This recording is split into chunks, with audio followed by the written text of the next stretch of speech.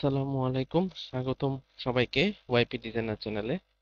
আজকের ভিডিওতে আমরা শিখব এইচটিএমএল এর সম্পূর্ণ স্ট্রাকচার এবং টেক্সট ফরম্যাটিং ট্যাগ সমূহ। আহ, সম্পূর্ণ স্ট্রাকচারটা আগে দেখব, তারপরে আমরা কিছু টেক্সট ফরম্যাটিং ট্যাগ দেখব, যেমন bold, italic, underline, superscript, subscript এবং ডিলিট। চলুন ভিডিওটি শুরু করি।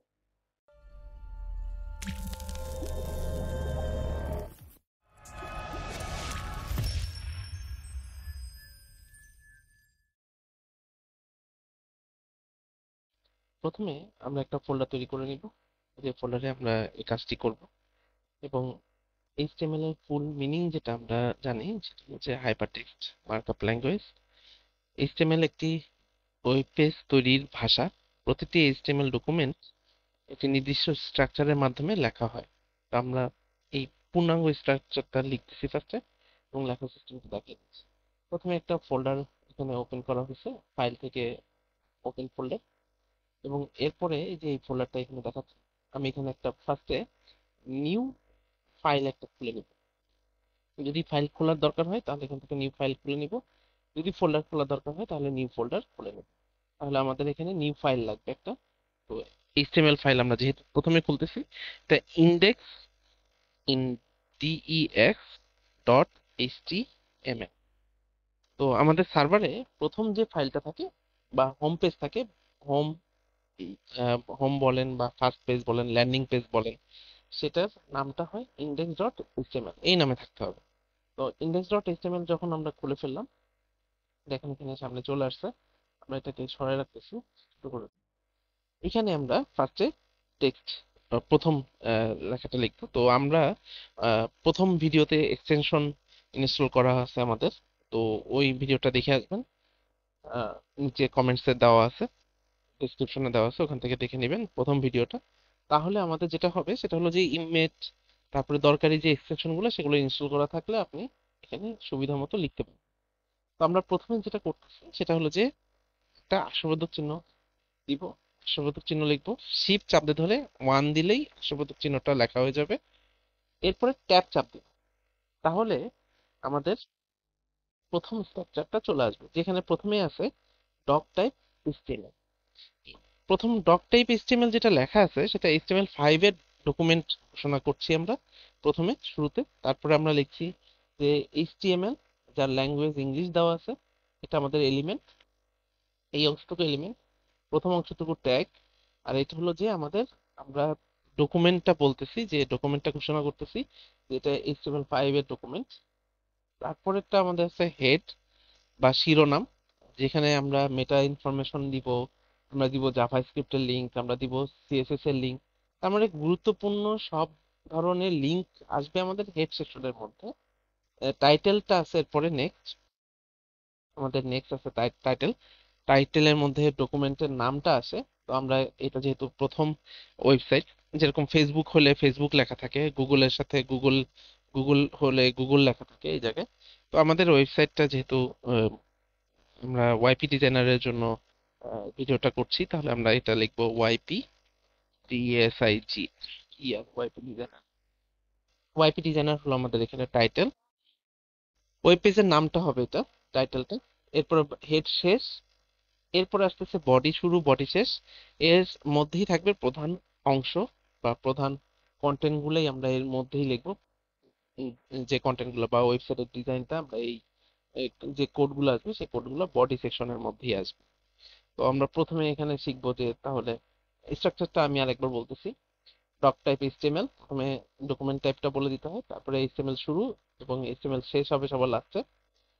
এরপর আর কোনো কোড হবে না, এইচটিএমএল এই যে এটার পরে আর কোনো কোড আমরা লিখবো না, যা লিখবো এর ভিতর। এরপরে আমাদের আসতেছে হেড সেকশন। হেড সেকশনের মধ্যে টাইটেল, মেটা ডেসক্রিপশন গুলো থাকে, আমরা মেটা গুলো আপাতত সরাই রাখতেছি, এটা আজকে আলোচনা করবো না আমরা।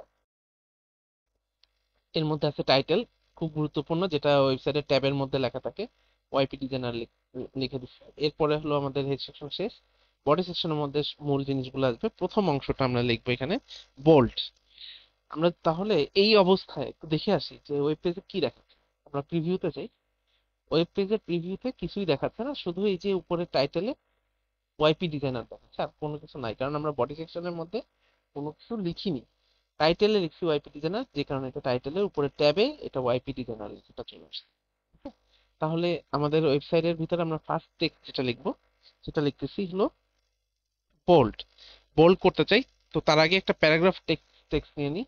পি তে প্যারাগ্রাফ টেক্সট। আরেকটা একটা জিনিস শিখে নেন, সেটা হলো লরেম ইপসাম। এটা হলো ফ্রি টেক্সট। আমরা বিভিন্ন সময়ে ওয়েবসাইট ডিজাইন, গ্রাফিক ডিজাইনের সময় আমরা ডেমো টেক্সট ইউজ করে থাকি, তো এখানেও ডেমো টেক্সট ইউজ করা যাবে। এই প্যারাগ্রাফের মধ্যে আমরা লিখতেছি লরেম,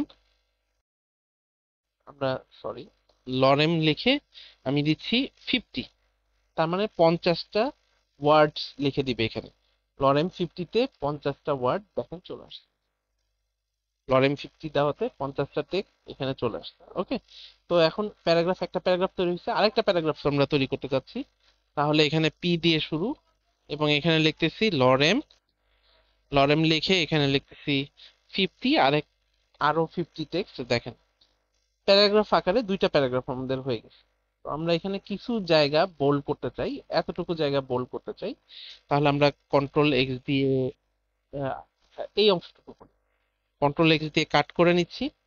নিয়ে এখানে bold V, V tag, control V, দেখেন এই যে বোল্ড হয়ে গেছে, সাথে সাথে এখানে দেখাচ্ছে বোল্ড।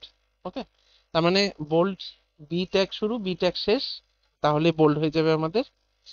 এরপরে বোল্ডের এইটা আমাদের HTML5 এর জন্য যেটা আসছে সেটা আমরা একটু শিখনি। কন্ট্রোল এক্স, HTML5 এর জন্য আসছে স্ট্রং, STRONG, স্ট্রং লিখে স্টার্ট এবং স্টার্ট এন্ড, স্টার্ট ট্যাগ এবং এন্ড ট্যাগ দেখাচ্ছে। এটা শুরুর ট্যাগ আর এটা শেষের ট্যাগ, তার মানে প্রতিটা ট্যাগেরই শুরু এবং শেষ আমরা দেখতে পাচ্ছি। তাহলে স্ট্রং শুরু স্ট্রং শেষ, সেটা দিয়েও কিন্তু বোল্ডের কাজ করতেছে। এটা আমরা শিখে নিলাম অপোজিটে, স্ট্রং ইউজ করতে পারবেন, সাথে বোল্ডও ইউজ করতে পারবেন চাইলে। ওকে, তাহলে এরপরে আছে হলো আমাদের ইটালিক।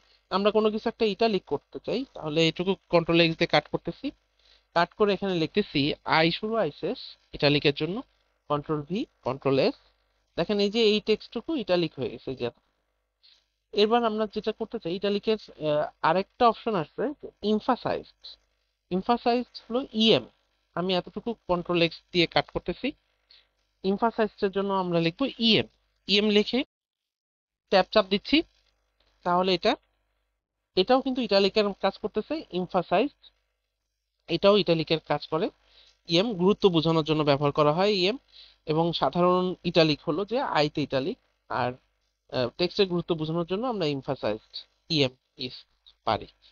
ওকে, এরপরে আছে আমাদের আন্ডারলাইন। আমরা কোনো কিছু একটা আন্ডারলাইন করতে চাচ্ছি এখানে, কন্ট্রোল এক্স, তাহলে ইউতে আন্ডারলাইন, এই যে ইউ, এবং কন্ট্রোল ভিতে পেস্ট করে দিচ্ছি, কন্ট্রোল এস, তাহলে এই দেখেন ইউতে আন্ডারলাইন, এখানে আন্ডারলাইন হয়ে গেল এই টেক্সটটুকু। তাহলে কোনো শব্দকে আন্ডারলাইন করার জন্য ব্যবহৃত হয় হলো ইউ আন্ডারলাইন। এরপর আমরা শিখবো সুপারস্ক্রিপ্ট এবং সাবস্ক্রিপ্ট। সুপারস্ক্রিপ্ট সাবস্ক্রিপ্ট আমি একটু উপরে লিখি। এটা আমরা ইউজ করি হলো অনেকটা এরকম যে x square, control S, extra X2 হয়ে গেছে, এটা স্কোয়ার হলো উপরে থাকে, তাহলে আমরা এইটা লেখার জন্য ইউজ করব সুপারস্ক্রিপ্ট, অনেকটা সুপারম্যানের মতো যেটা আকাশে থাকে। তাহলে কন্ট্রোল এক্স, আমরা লিখতেছি SUP, সুপারম্যানের SUP সুপারম্যান, তো অনেকটা এরকম। তো আমরা 2 দিচ্ছি, কন্ট্রোল এস, এ দেখ সুপারস্ক্রিপ্ট হয়ে গেল, এখানে উপরে চলে গেছে এটা, কন্ট্রোল এস, এই যে X2।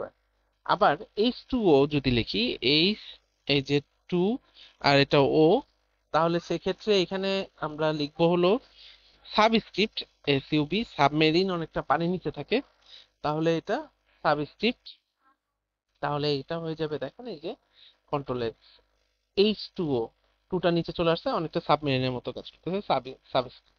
তাহলে সুপারস্ক্রিপ্ট সাবস্ক্রিপ্ট মাথায় থাকবে অবশ্যই। সুপারম্যান উপরে থাকে, সাবমেরিন পানির নিচে থাকে, তো এইভাবে মাথায় রাখতে পারেন। খুব সহজ একটা উপায়। এরপরে আমরা যেটা যাব হলো যে কোন একটা টেক্সট এরকম থাকে অনেক সময় যে 1000 টাকা, কে 1000 টাকা ছিল, এখন এটা হয়ে গেছে 600 টাকা। আগে ছিল 1000 টাকা, এখন এটা 600 টাকা, এরকম আমরা অনেক সময় দেখি।